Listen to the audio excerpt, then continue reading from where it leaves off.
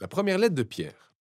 Il s'appelait Siméon ou Simon quand il est devenu disciple de Jésus et faisait partie du cercle intime des 12 disciples.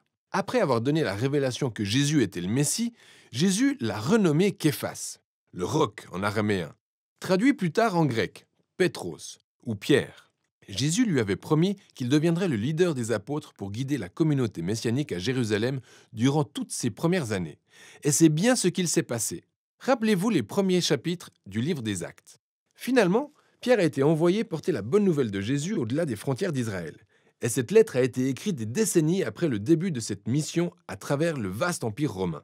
Nous découvrons à la fin de cette lettre que Pierre se trouve à Rome, qu'il appelle Babylone, et nous apprenons, par la même occasion, qu'il a en réalité fait rédiger cette lettre par un de ses collaborateurs nommé Sylvain.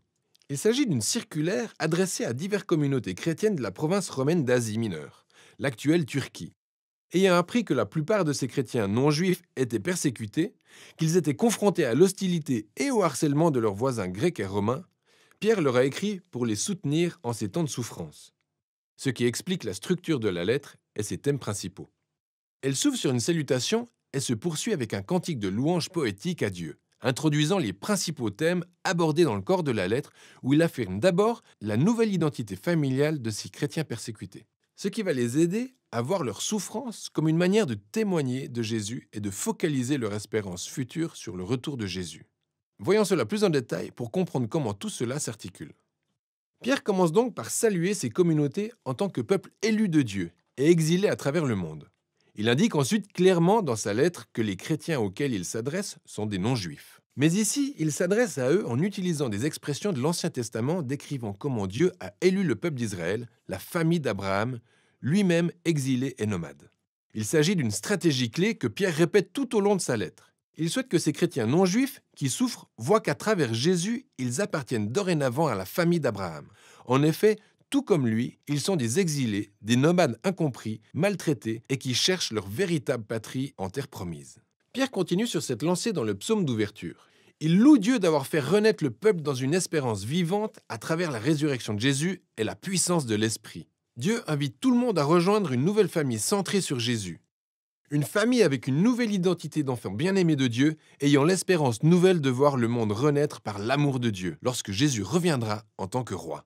Et pour les personnes ayant cette perspective, la souffrance et la persécution sont en fait un cadeau déguisé car elles consument les faux espoirs et les distractions à la manière d'un feu purificateur pour nous rappeler notre véritable patrie et notre espérance. Ce qui a un effet paradoxal car les épreuves de la vie renforcent en réalité notre foi et la rendent plus authentique. À partir de là, Pierre va enchaîner sur le corps de la lettre mais expliquera plus en détail toutes ses idées. Il développe tout d'abord le thème de la nouvelle identité familiale du peuple de Dieu. Il va jusqu'à s'appuyer davantage sur des références clés de l'Ancien Testament relatives à la famille d'Israël et les appliquer à ces chrétiens non-juifs. Ainsi, tout comme les Israélites qui ont quitté l'Égypte, eux aussi doivent se ceindre les reins et oublier leur ancien mode de vie pour s'engager sur la voie d'un nouvel avenir. À présent, ils sont le peuple saint de Dieu, parcourant le désert. Ils sont le peuple du nouvel Exode qui a été racheté par le sang de Jésus, l'agneau suprême de la Pâque. Ils sont le peuple de la nouvelle alliance, ceux qui ont enfoui la parole de Dieu au plus profond de leur être, purifiant leur cœur et renouvelant leur intelligence. Ils sont le nouveau temple, construit sur les fondations de Jésus lui-même. Et ils constituent le nouveau royaume des sacrificateurs qui servent Dieu comme ses représentants auprès des nations. En appliquant toutes ces saisissantes références à ces chrétiens non-juifs persécutés, Pierre intègre leur souffrance à une toute nouvelle histoire. Ce qui conduit à la section suivante. Leur persécution peut en fait aider à clarifier leur mission dans le monde pour témoigner de la miséricorde de Dieu parmi les nations. Alors Pierre les encourage en premier lieu à commencer par se soumettre aux règles romaines, même si elles sont opprimantes. Certes, reconnaît-il, leurs persécutions, leurs souffrances sont injustes, mais la résistance violente ne résout rien, d'autant plus qu'elle trahit les enseignements de Jésus qui aimait ses ennemis au lieu de les tuer. Pierre met ensuite en lumière la situation particulièrement difficile dans laquelle se trouvent les épouses et les esclaves chrétiens vivant dans des ménages romains où le père de famille n'est pas disciple de Jésus. Le problème qui se posait est que toutes les personnes du foyer étaient censées se soumettre et vénérer le Dieu du père de la famille. Pierre est donc conscient que prêter fidélité à Jésus provoquera des tensions.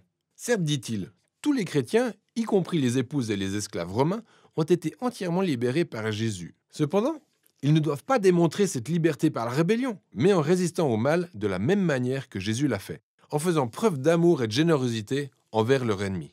Quant au foyer où le mari est aussi chrétien, c'est une toute autre histoire. Ils doivent traiter leurs épouses complètement différemment de leurs voisins romains, les considérant comme égales devant Dieu, dignes d'honneur et de respect. Pierre espère que cette imitation de l'amour de Jésus et ce royaume inversé donneront du poids à leurs paroles, à mesure qu'ils témoignent de la miséricorde de Dieu et montrent aux gens la beauté et la vérité du chemin de Jésus. Mais Pierre est aussi quelqu'un de réaliste. Il sait que les chrétiens continueront à être persécutés. Donc, il leur rappelle leur justification future. Il rappelle comment Jésus lui-même a été injustement persécuté et assassiné par des autorités humaines corrompues, mais qu'en réalité, il mourait pour le péché de ses ennemis. Et que par la suite, il a été justifié et ressuscité par le Saint-Esprit. À présent, Jésus est le roi glorifié de toutes les autorités humaines et spirituelles. Pierre montre ensuite comment le baptême implique la justification des disciples de Jésus. Comme Noé, ils ont été sauvés des eaux, pas comme un rituel magique, mais par un symbole sacré illustrant leur transformation de cœur, leur désir de s'identifier à Jésus dans sa mort et sa résurrection. Et donc, même s'ils étaient assassinés pour avoir suivi Jésus, leur espérance resterait tournée vers leur justification et leur joie prochaine aux côtés de leur roi. Ce qui conduit Pierre vers le mouvement final. Il rappelle les paroles de Jésus selon lesquelles les disciples devraient être honorés et joyeux d'être persécutés comme il l'a été. Pierre appelle ensuite les responsables d'Église à veiller sur ces chrétiens qui souffrent et à être des leaders serviteurs comme Jésus l'a été avec ses disciples. Enfin, Pierre rappelle aux chrétiens qui est leur véritable ennemi. Cette hostilité n'est pas simplement d'ordre culturel ou même politique. Il y a des forces spirituelles obscures qui sont à l'œuvre en inspirant haine et violence. Et ils doivent résister à ce mal en restant fidèles à Jésus et à ses enseignements, en prévoyant son retour et son ultime victoire sur ce mal. Pierre conclut en priant pour qu'ils reçoivent la force divine et transmet ses salutations de leur église à Rome, qu'il appelle Babylone. C'est assez amusant comme comparaison. Pierre adopte la tradition des prophètes de l'Ancien Testament pour qui le nom de Babylone représente l'archétype de la nation corrompue.